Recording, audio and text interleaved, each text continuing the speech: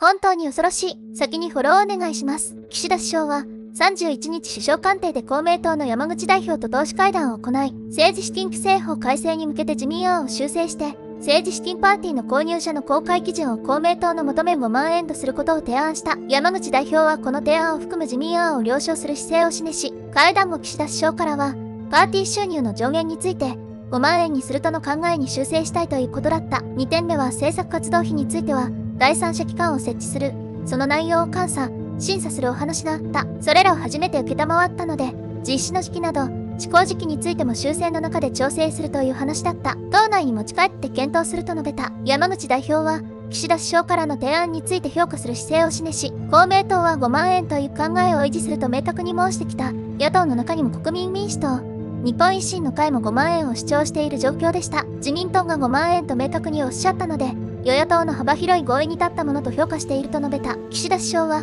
続いて、日本維新の会の馬場代表とも会談し、維新案を受け入れる姿勢を示し、維新からも自民党案への了承を取り付けたい考えだ。皆さんはどう思いますか？コメントで教えてね。チャンネル登録必須です。それでは皆さんのコメントを紹介していきましょう。これだけ世間の注目を浴びてる中、岸田首相が山口公明大と表記政法改正案について会談した。パーティー券公開基準は妥協して5万円超に下げる程度の小手先改正案とは情けない。立民と国民民主などは共同で連座制の導入や政策活動費禁止などを盛り込んでいるのに、他の自民案も政策活動費、旧文通費、立法事務費の改正はどれも後ろ向きで本気さが感じられない。自民案は他党に比べて明らかになく抜け穴だらけで今後も不正はなくならない。公明も自民案寄りに同調するなどありえない。結局法案は、数の論理で緩い与党案が通る公算が強い。次の選挙極めて大事で、政権与党の自公安定多数を崩さない限りは、まともな法案成立は難しい。吉本新喜劇なら舞台上の俳優がみんなずっこけて派手に転ぶところです。最近は血の合うベテランがいなくなってきて少し寂しい思いをしていますが、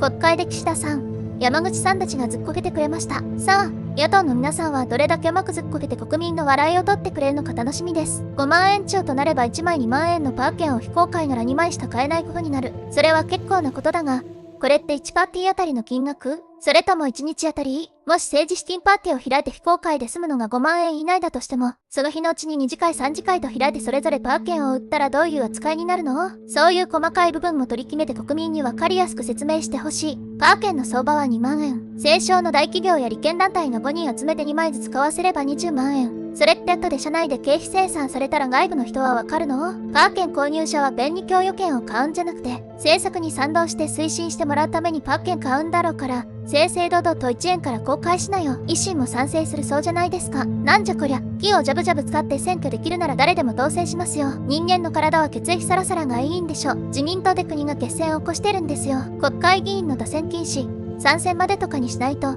日本はますます硬直します。何としても今国会で規制法改正案を成立させないことには、岸田政権の維新が困難と判断した結果と思われます。また、自公、維新の連立の気配も伺えるところです。しかしながら、パー券購入者公開基準を5万円にしたところで、大きな非公開を小さな非公開へ小分けするだけであって、企業へのまとめ売りによる企業献金の性格は依然残したままであり、不記載を排除することはできません。すべての政治活動費について、国会議員カードによる決済と議員ボイスによる適格報告書の義務化が必須です。5万円ならよくて10万円ならいけないというが、何を基準としているのだろうか？5万円と10万円は違うのか？ 20 万円から5万円に下げるぐらいなら全部公開するとした方が事務処理も煩わしくなくてよほどわかりやすいはずだが、改正後、ある会社が5万円の祝儀を4つ持ってきたらどう処理するのか？改正前の20万円の祝儀を持ってきたのと変わらないのでは？これ、会社の従業員個人が5万円未満ずつ10人が買ったらどういう解釈になるの？臨時や特別手当で補填してさ。あとは1パーティー5万円以下記載なのか一口5万円以下記載なのか。一口5万円だった場合、10口50万円買ったところで公表しなくていいってことになりそう。もっとわかりやすく、詳細なルール作成を求む。改正案の方向性が見えてきたところでそろそろ本来の政治に戻ってほしいものです。政治の場では悪者扱いの大企業は経済の場では日本の牽引力、それに連なる多くの中小企業や全ての働く人々が等しく豊かになれる経済活動を公正なルールの下で競える社会構築に期待します。政治資金の透明化のためには、金額公開だけではほぼ意味がないのは言うまでもないが、一番の問題は、外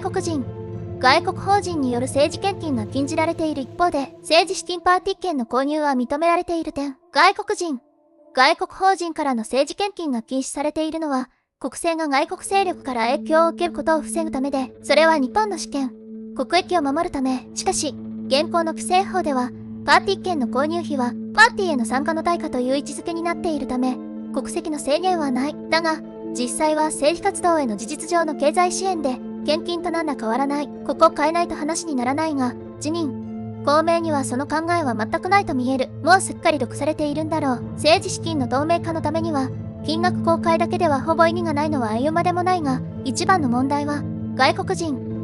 国法人による政治献金が禁じられている一方で、政治資金パーティー券の購入は認められている点。外国法人からの政治献金が禁止されているのは、国政が外国勢力から影響を受けることを防ぐためで、それは日本の主権、国益を守るため。しかし、現行の規制法では、パーティー券の購入費はパーティーへの参加の対価という位置づけになっているため、国籍の制限はない。だが、実際は政治活動への事実上の経済支援で、献金と何ら変わらない。ここを変えないと話にならないが、自民、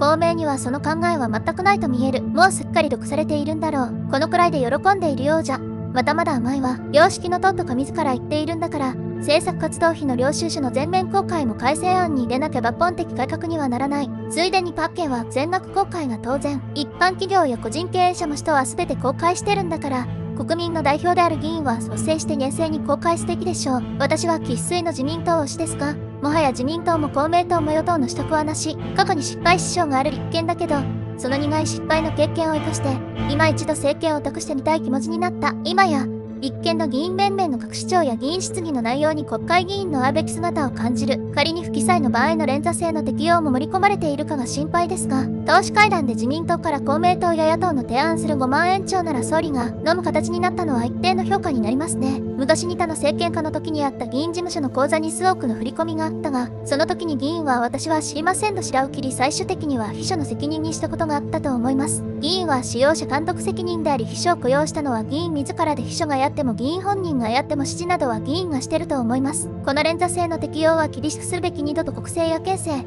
市政には携わることができないなど、守り込まないと再発防止には程遠いでせかね。そもそも議員自身が議員を規制する法律を作るなんて限界があるのではないだろうか。もし自民党が妥協して5万円になったの進歩なのだろうが、それでも本当にお金を隠せる現状を変えようと思ったら、1円からでも公開しようという気概や誠意を持った議員が一人くらいいても良いはずだが、それは見られない。もう議員だけでダメなら第三者や専門家が集まる機関の設置をして、中立的で抜本的な規制に向けて慎重に議論すべきだが、そう簡単にはいかないんだろうな。自民党、公明党、維新か、政治資金の使途についてなぜ公開を10年も空けるのか理解に苦しむ。私たち国民は毎年源泉徴収票を提出して税金などをしっかりと納めていることや収入等についてチェックされている。ところが政治家は税金の使い道を国民には教えないという。10年後ならいいよと、10年一昔前って言葉知ってるのかな。諸問題があっても10年経てば追及が難しくなることもあるだろう。本当に政治家は税金を自分の懐に入れるような行為や立場を利用して荒金作り、政治資金パーティーを開き、金儲けや脱税を繰り返してきたわけだ。みんなが政治家になりたがるわけだよ。権力とお金を手に入れたいがためだよね。庶民の選挙への見方や考え方は今後確実に変わるだろう。金額の問題じゃなくて、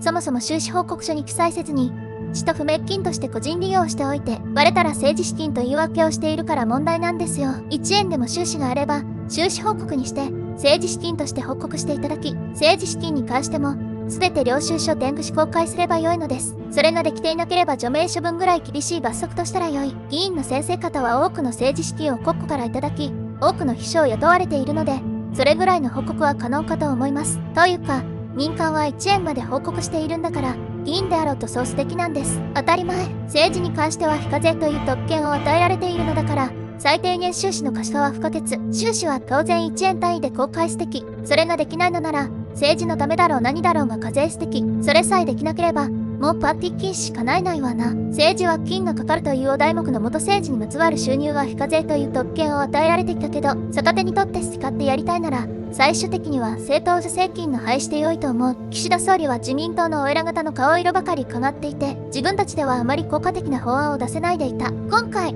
公明の方から法改正に向けて自民党案の修正案を出してくれたことで、国会の法案の議決に必要な公明党票を確保するために公明党に賛成してもらうためには公明党案を飲む必要がある。公明党案は自民党の政治資金規正法案より若干ではあるが、自民党案より踏み込んだものであるため、岸田総理としては、自分は不本意だが公明党の賛同を得られなければ法案自体が可決されないという大義名分を得たのだろう。政治改革は立法府の議員がやりたがらないことなのでなかなか前に進まないが、選挙制度の見直しや議員定数削減等も含め、生活に苦しんでいる国民のことを考えて政治を言ってほしいものだ。公明党も、国民の声や野党の声に強気な姿勢を示さざるを得なかったことは否めないでしょうね。本当は、連立与党維持が本音なのだから先日の1回目の修正協議案を了とするつもりでのあの発言があったと思う。ところが、一斉に国民世論やネット民、野党党から公明党も同じ穴の無地な、との痛烈な批判が再度、5万円ラインを強調して自民党に修正を迫ったのでは、やはり、